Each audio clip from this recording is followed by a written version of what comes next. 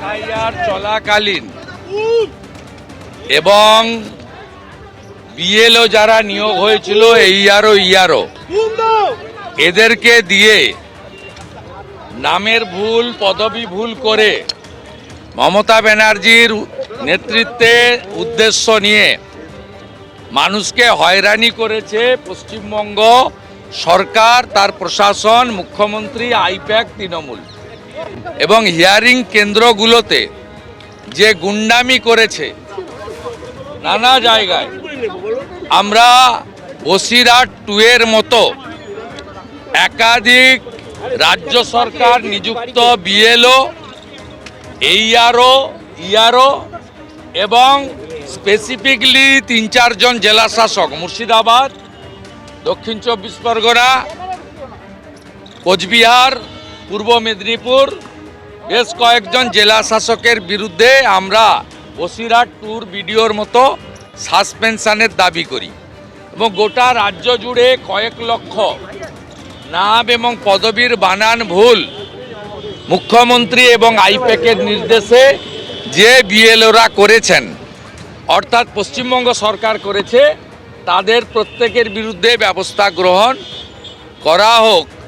সেই কারণেই আমরা মুখ্য সচিব নন্দিনী চক্রবর্তীর সঙ্গে মিট করতে চেয়েছিলাম। তিনি রিটার্ন মেলে বলেছেন 6 তারিখে মিট করবেন।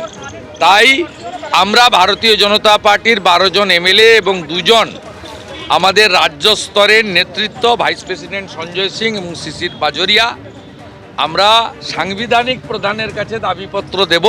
4টে দাবিতে রিসিভ করিয়ে আপনাদেরকে জানাবো এবং সাংবিধানিক প্রধানকে আবেদন করব আমাদের দাবি এবং আবেদন যেন মুখ্য সচিবের কাছে পাঠিয়ে দেন। মানে আপনারা বলছেন এটা পুরোটাই উদ্দেশ্য প্রণোদিত, যা পুরো পরিকল্পিত এবং এই পরিকল্পনার পিছনে মুখ্যমন্ত্রী আছেন। আমাদের কাছে ডকুমেন্ট এভিডেন্স আছে। মুখ্যমন্ত্রী মুখ্য সচিবকে দিয়ে, একবার মনোজ পন্তকে দিয়ে, একবার নন্দিনী চক্রবর্তীকে দিয়ে ডিএমদের ডেকেছিলেন।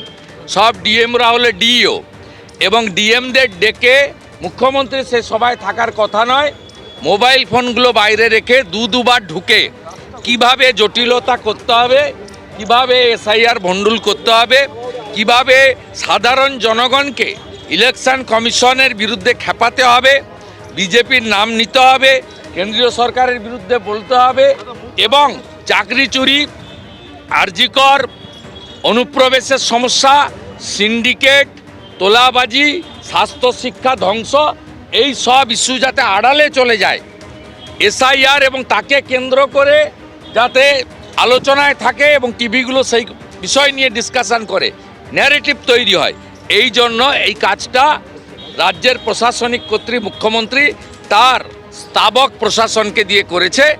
বসিরহাট 2 বিডিও, জয়েন্ট বিডিও যেমন সাসপেন্ড হয়েছে, মুর্শিদাবাদ, কোচবিহার, দক্ষিণ 24 পরগনা, পূর্ব মেদিনীপুরের ডিএমকে এবং অভিযুক্ত বিএলএদের তালিকা আমাদের কাছে আছে।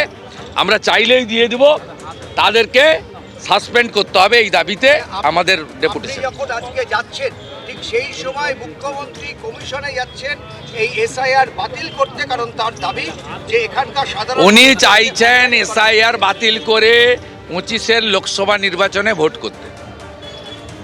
কিন্তু অত সোজা নয়, এটা নবম এসআইআর, এটা নতুন নয়। মুখ্যমন্ত্রী এই ধান্দা সফল হবে না। মৃত ভোটার, ভুয়া ভোটার, একজন 3 জায়গার ভোটার আর বাংলাদেশি মুসলিম অনুপ্রবেশকারী রোহিঙ্গারা ভোটার লিস্টে থাকবে না, ভোট দিতেও পারবে না। মুখ্যমন্ত্রী যত পারেন চিৎকার করুন, চোর মাচায়া সোর। এই ইস্যুকে সামনে রেখে তারা কিন্তু যাচ্ছেন এবং রাজ্যপালের কাছে শুভেন্দু অধিকারী স্পষ্ট জানালেন যে 4টে ইস্যু, 4টে দাবি তারা জানাবেন এবং তার মধ্যে অন্যতম দাবি যে সমস্ত বিএলওরা ইচ্ছাকৃতভাবে এই নামের বানান ভুল করেছেন তাদেরকে চিহ্নিত করে শাস্তি দিতে হবে। তার দাবি বেশ কয়েকজন জেলা শাসক এই গোটা কর্মকাণ্ডের সঙ্গে যুক্ত রয়েছে। এবিপি আনন্দ, এগিয়ে থাকে, এগিয়ে রাখে।